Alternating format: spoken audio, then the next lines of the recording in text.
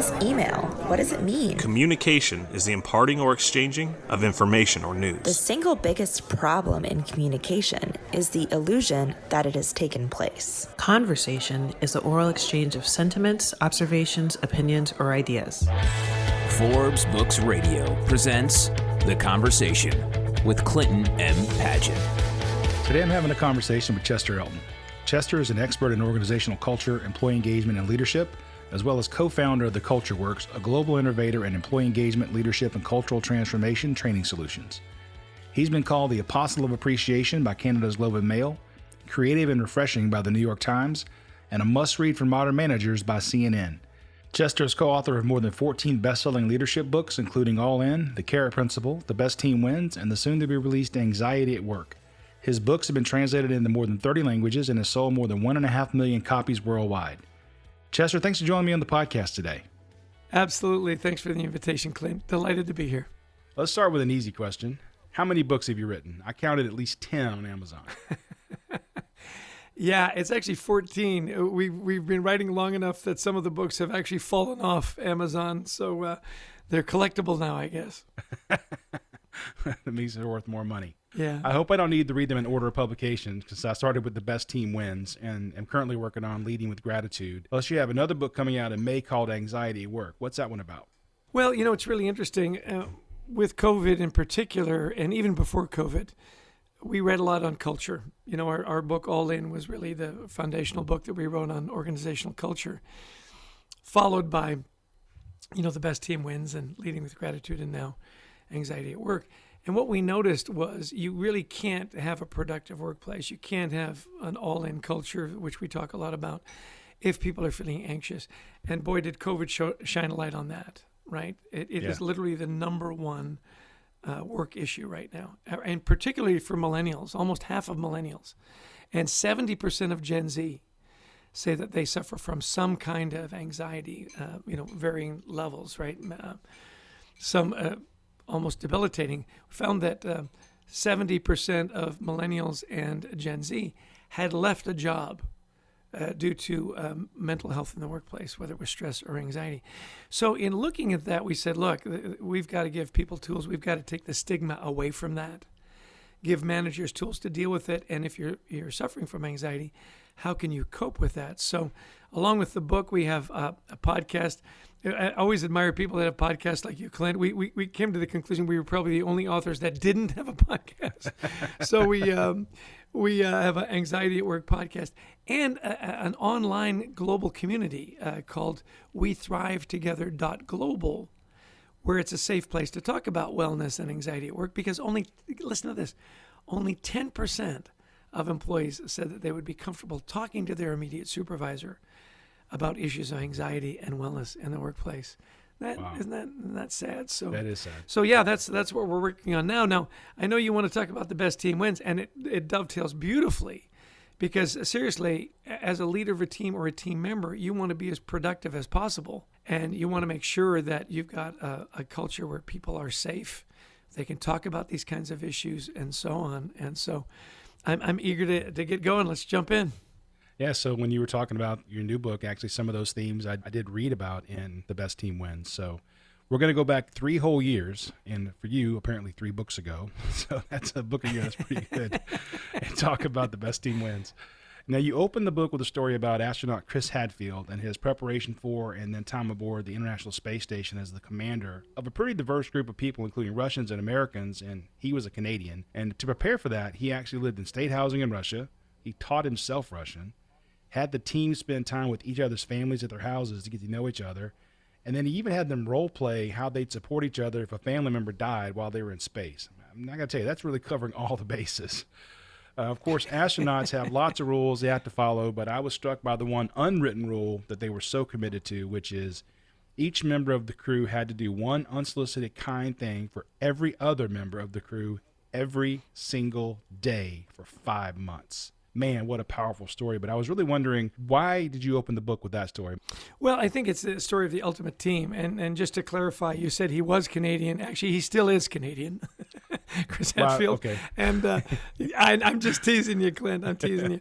But we got to meet him up in Lethbridge, Alberta, actually, at a conference where we presented, and got to meet him. And it was a delight. Adrian and I both grew up in Canada, and Chris Hadfield is, as far as we're concerned, the most famous astronaut ever because he is Canadian. I'll tell you something cute, actually. He's on the back of the $5 bill in Canada. Now, they don't say it's him. It's the spacewalk he took, and you can see the Canadian flag on his shoulder. And we often joke that that's a bigger deal than you think, because what used to be on the back of the $5 bill in Canada was hockey players. So if you're going to replace hockey players in Canada, you better be a big frickin' deal. You know what I'm saying? That's right. What we loved about that story, and in talking to Chris, is he said, look, we're really smart guys. I mean, we're NASA. And you'll remember from the book, I mean, I think they trained together for like 12 years. This isn't something where you throw a bunch of guys together. You know, it's not Hollywood. We train you for 2 weeks and send you into space. And so he got to thinking about their preparation. He says, look, we've got manuals, you know, as thick as your head with all the rules and regulations. And they don't envision success, oddly enough. They envision failure. Because if something goes wrong in the space station, and you don't know how to fix it, you could all die. You know, space is very unforgiving, right? Sure. So he said, as we started to think about it, he said, we got that part. Like, we got what we should do and how we do it and when we need to do it, and emergencies, you know, when the alarms go off. He said, what about the other stuff? You know, what about the relationships? What are we going to do there? And I thought it was beyond brilliant that he taught himself Russian. He speaks fluent Russian, by the way. He just doesn't speak Russian. He speaks fluent Russian. Think about the message that sent to the cosmonauts. Oh, yeah. That he would take time to learn their language. You know, as Americans, we're very egocentric. Everybody should speak English, right? You know. The thing that was great about it is, you know, they had one of the most productive 5 months in the history of the space station. And when they started to do the, you know, dissect it after, they found that all the rules was really important. The unwritten rule, that random act of kindness every day, that made the biggest difference, because he said what it messaged. Think about it. And it was, by the way, nothing big.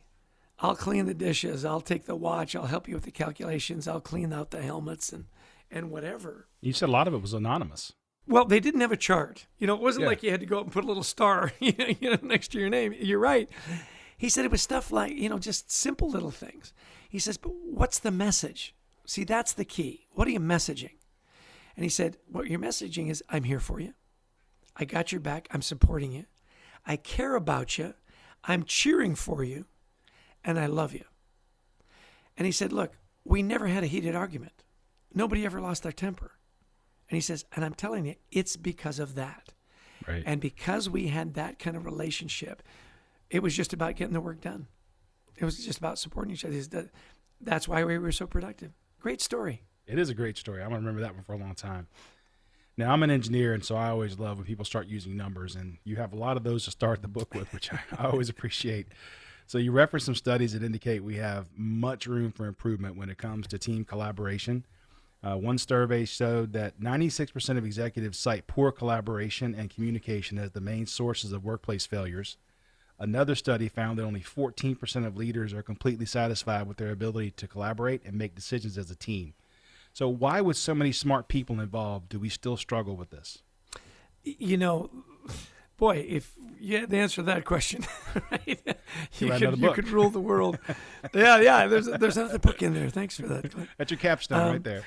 Yeah, well, you know, I think life just kind of gets in the way, right? We've got all these things to do, and we're busy, and we start checking the boxes. And, you know, when you talk about collaboration, you talk about caring for people, you know, you talk about assume positive intent and things like that, that those seems to be nice to haves, not must haves, right? We're doing stuff, we're doing hard stuff, we're checking the boxes, right?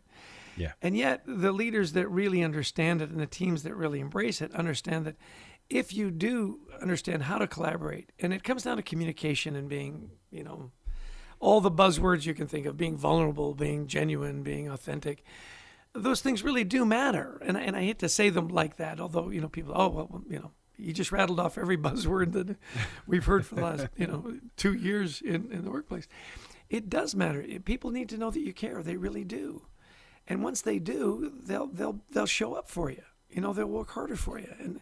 And that's why that simple, 6-man team in the International Space Station, I think it encapsulates all of that. So whether you're on a team of 6 or 60 or 600, honest and open communication, creating a safe workplace environment where you can talk about hard things, trust each other, care about each other, and love each other. Man, those are the jobs, and we've all had them. Yeah. We've all been in a job where we would do anything for our teammates. We'd do anything for that boss. Why? Because they cared about us. Yeah. And it is that simple, right? It really is. That human connection matters so much. There's so many other great studies, huge findings you mentioned in the book, from Project Aristotle at Google that found that having smart people and better technology were not the key factors to superior performance. There was one conducted by MIT and Union College that found that those with the highest collective intelligence and competence were more empathetic about those other people on their team, what they were thinking and feeling. And in fact, you've done a lot of research on your own that backs up the importance of soft skills, right? Absolutely. We self-published a book that we haven't talked about yet. Number 50. We'll throw it in here on the pile, called What Motivates Me. And it was self-published because we wanted to include in there a motivators assessment. And we've had 90,000 people take it now. It's this wonderful proprietary database that connects with those soft skills. What are your key motivators? And by the way, if those are your key motivators at work, they're going to be your key motivators in life. Sure. It really is that you can connect those dots pretty quickly. And it gave us a lot of insights into, as you put a team together, there's a lot of talk about diversity and inclusion, which I think is very important. You want diversity in race and gender and background and generationally and so on. And I think that is healthy. Think about diversity in key motivators. You got somebody that cares a lot about social issues. Yeah, you probably want one of those people on your team.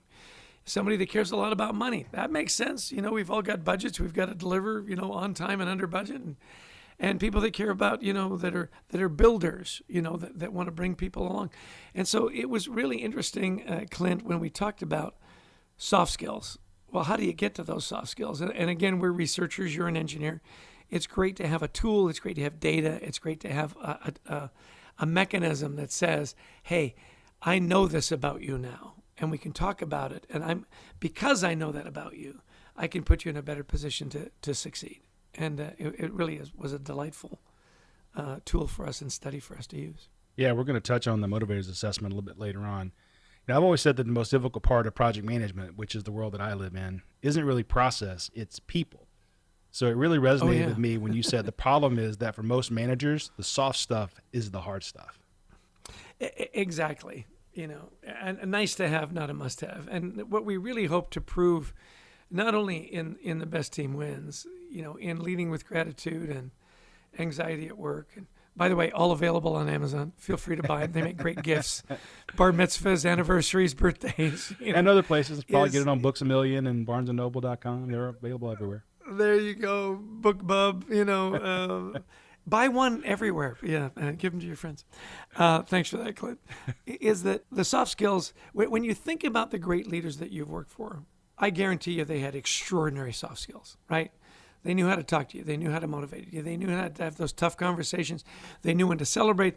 They knew when to hug you, and they knew when to give you a smack in the back of the head. I've worked with a lot of engineers over my career, and in fact, I'm an electrical engineer from Georgia Tech. Something I've observed over the past 30 years is that a lot of engineers have these fantastic technical skills, but aren't as, let's say, polished when it comes to soft skills. Are soft skills something that can be taught, or are we just a lost cause? I think everything is learned. It really is. Of course you can be taught. Practice, right? How do you get to Carnegie Hall? Practice. So absolutely. I think you have to be open to learn that. Adrian Gostick, my co-author, and I, we're both executive coaches, and you can tell pretty quickly if somebody's coachable or not. And if they're not coachable, don't waste your time. If you want to learn something and you're open to do it, absolutely, you can be taught these principles. That's why we write the books. It's why we coach. Well, that's good because according to the Stanford University research you mentioned, 75% of cross-functional teams are dysfunctional. So I hope they can all buy your books and learn. Yeah, you got it. So what's the story behind Give the Man His Guitar? That was one of the great moments, literally, in my speaking career. So I was invited by Tesco. Tesco is this massive grocery store chain in the UK, and they've got stores in Europe as well. And they were having this leadership conference. Now, I'd worked with the president of the company at 2 other companies in England with the carrot principle and so on. And he said, hey, we're bringing our leaders together in Birmingham, and we want you to speak. And I said, great. How many leaders are you bringing in? He said, 10,000. I said, wow, this is going to be great. I'd never presented to 10,000 people before. He says, it's going to be one of those, circular stages. People are going to be in the stadium and, do your thing. And by the way, it's fairly limited. I think I only had about maybe 30 minutes. It was a shorter keynote. Well, I started working with their team. They flew me to London so I could, visit the stores, meet the warehouse people, meet the executives, the guys on the floor. And then it came to my presentation. He said, by the way, we don't want you throwing carrots and stuff. That's kind of part of our gig. We get people involved. He said, I noticed you have Frisbees. You can't be throwing Frisbees into the crowd. Health and safety. And we don't want you talking to people in the crowd. They're going to be very intimidated. 10,000 people is going to be very traumatic for them. And I thought, they hired me to do that, right? They didn't hire me to, to just stand behind a lectern.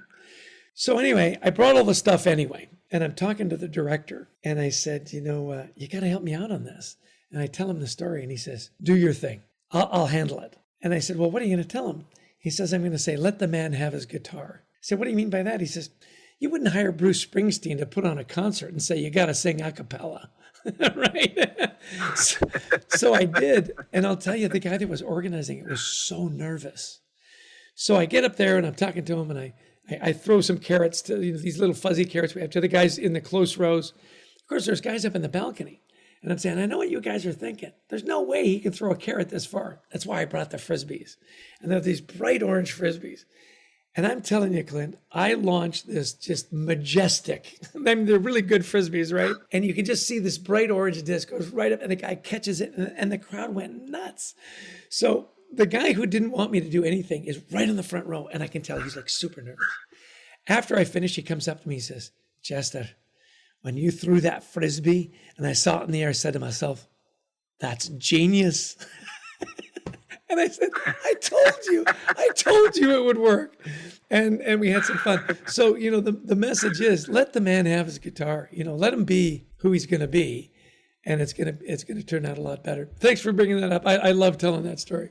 No, it was really a great one. I'm always curious as to why people it's like hiring a mechanic and then telling them how to work on your car.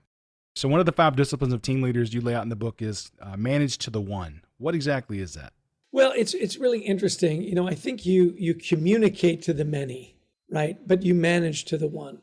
And this comes back to, again, our motivators assessment, where everybody's going to be a little different. There are those that you have to hug, and there are those that you have to be tougher on. And you got to know the difference. And, we learned that lesson from a high school basketball coach that we got to know, Billy Lovett. Remarkable.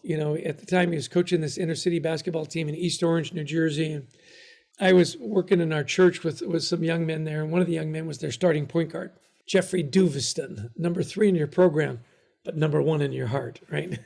and I would just watch him, and he treated all his players so differently. There were players that would make the same mistake, and he'd scream and yell at one, and he'd hug the other.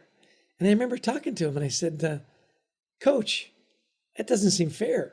And he just smiled and he said, Chess, you got to know your players. You got to know your players.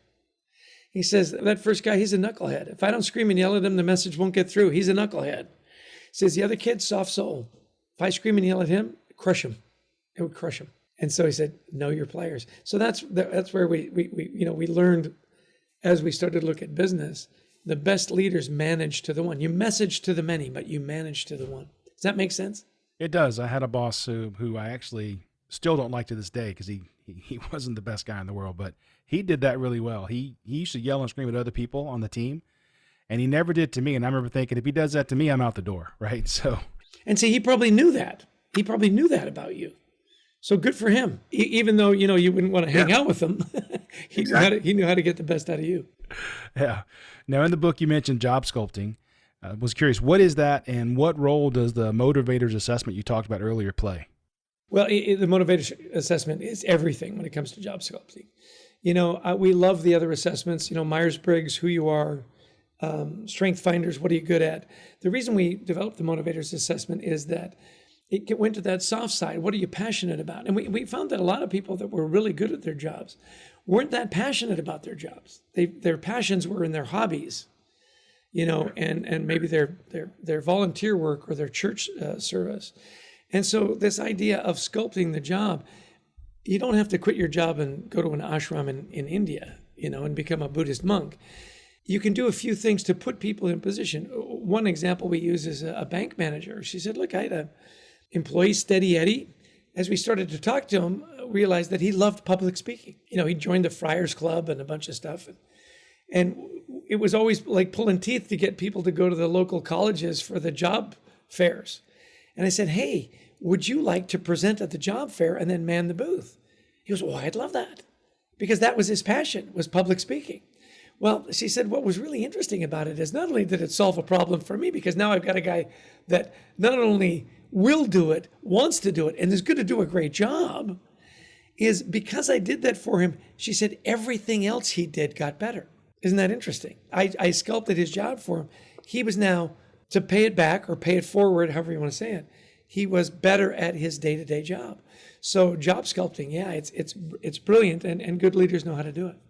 Yeah, in fact, you have a really great story that really illustrates this point about Craig and Monique. Craig was being groomed to take his boss's position when she was promoted. But after looking at his assessment, you saw some red flags, which I think you refer to as cautions, and facilitated a conversation between the two of them that I think really helped both parties. Can you tell us about that? Yeah, well, as she started to look at where his passions really laid, it was pretty obvious that putting him in charge of managing people wasn't going to be the way to go. That it would be much better for him to, have projects on his own and do specialized things, that putting him in charge of a bunch of people was going to be a huge mistake. And they both agreed as they talked it through. And that's the wonderful thing when you've got a tool like the Motivators Assessment, is you can sit down and say, you know what, even though, in your career progression, getting this promotion might seem like a great thing, it's going to be misery for you and the people you manage, So let's avoid that pothole, and put you where you can thrive, and that's the idea. Plus the fact, and you know this, Clint, a lot of people are driven to the next promotion, to the next raise, to building a career. There are people that are not, and it's a mistake to push them through your funnel of what success means. My definition of success is going to be different than yours. Make sure you know what that is. Sometimes it may be the secondary income, and it's going to be a temporary thing for 3 to 5 years. The last thing they want to do is get promoted. We had a classic case. I'll diverge here for a second. Senior executive, and she was brilliant. The thing is, she'd invested so much into her career that she had put on hold some of the things that she was really passionate about. She wanted to have kids. She wanted to build a family. And so she was thinking of leaving. So her boss comes in and goes, hey, what's going on? She goes, well, I want to have a life. Well, hey, we'll pay you more. She goes, you don't get it. You're paying me a bunch already. It's not about the paycheck. It's about having a life. It's about 20 years from now, I turn around and look and say, I don't regret what I did. I regret what I didn't do. So unless you can figure out a way for me to work half the amount of time so I can, then we're done. And he goes, well, what if we got you a driver? She goes, stop. All right, can you hear me? Right? That's awesome. Kind of as an aside, these cautions that Craig had would have made him ill-suited for the role of project manager.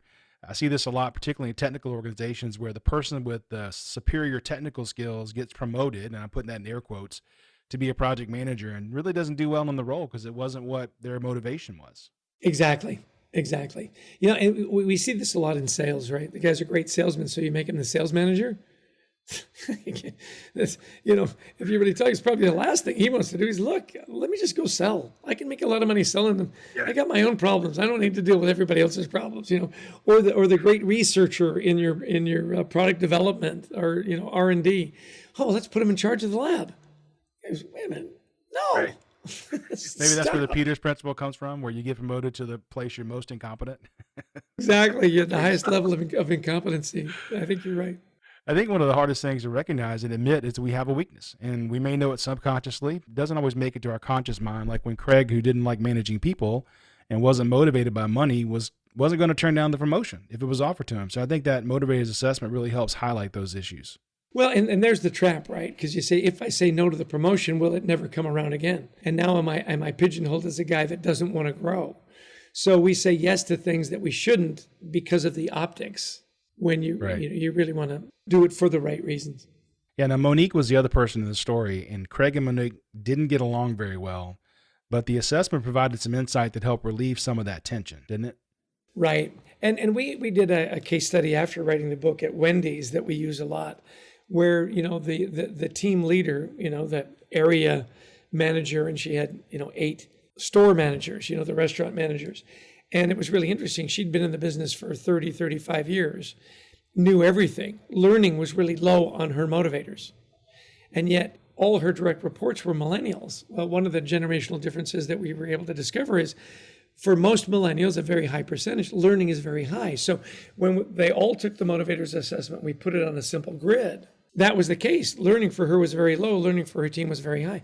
Where the disconnect was is she had pressure was really high for her. She loved high pressure situations.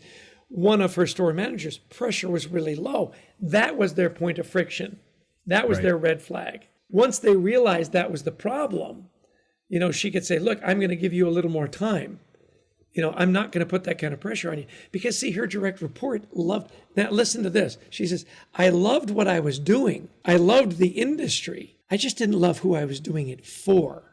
We don't quit an industry. You don't quit, a brand. You quit your supervisor. And that was the disconnect. Right. And you're laughing because I know you've been in that situation, right? Nobody quits a logo, That concludes part 1 of my conversation with Chester Elton, organizational culture, employee engagement, and leadership expert, co-founder of The Culture Works, and best-selling co-author of more than 14 books, including All In, The Carrot Principle, The Best Team Wins, and the soon-to-be-released Anxiety at Work. Coming up in part 2, we'll discuss the key role that gratitude and communication play when an organization is going through a period of change like a pandemic. Well, I'll tell you the lessons we've learned, particularly, in COVID, is that when you're going through any kind of change, 2 things need to skyrocket. One is communication, and the other is gratitude. Communication, like I coach these executives, he goes, I think I'm communicating too much. I said, you know what? If you think it's too much, it's probably about right. It really is probably about right. And gratitude needs to go up. Because in any kind of change, people need to know that they're valued and their voice is heard. No better way to do that than to call somebody out, recognize and praise them. Simple, moments of gratitude. Thanks for listening to The Conversation with Clinton M. Padgett. To find out more about Clint, go to projectsuccess.com or pick up Clint's book, The Project Success Method, at amazon.com. This has been a production of Forbes Books Radio.